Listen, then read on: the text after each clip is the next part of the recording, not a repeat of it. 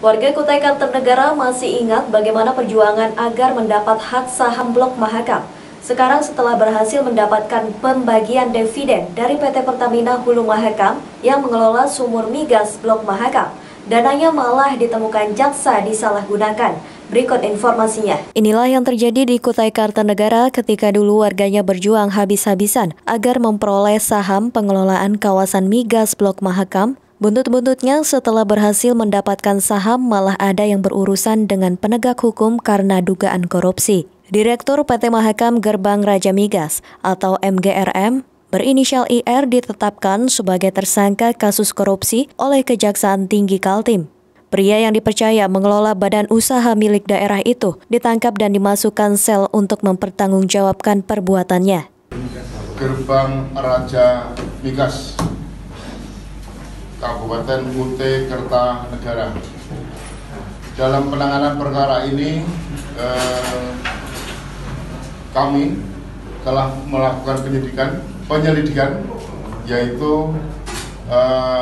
surat perintah penyelidikan tanggal 8 Januari 2021.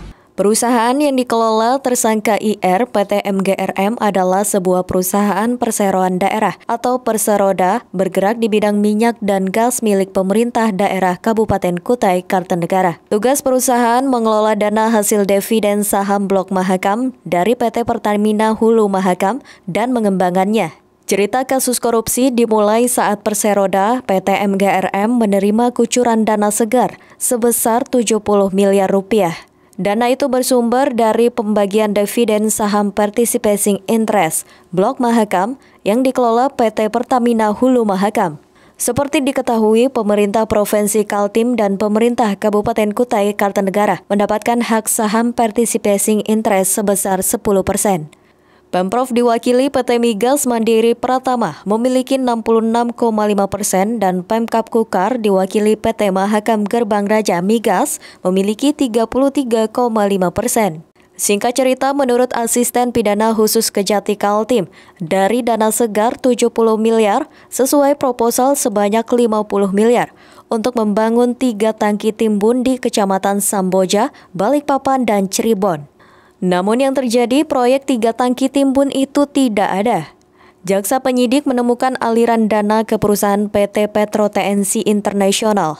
Pemegang saham perusahaan ini ternyata tersangka IR sendiri 80% dan anaknya 20%.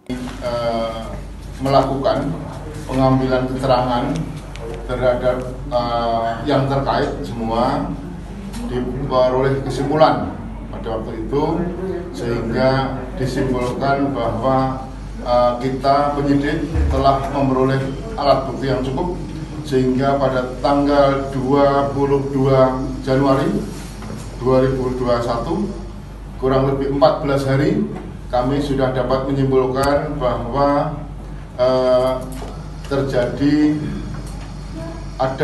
tindak pidana, sehingga kami tingkatkan ke penyidikan tanggal 20. Jaksa menjerat tersangka IR dengan pasal 2 ayat 1 dan pasal 3 Undang-Undang Nomor 31 Tahun 1999 tentang Pemberantasan Tipikor, sebagaimana telah diubah dan ditambah Undang-Undang Nomor 20 Tahun 2001 tentang Pemberantasan Tipikor Junto pasal 55 ayat 1 KUHP. Tim Kaltim TV, Hardin melaporkan.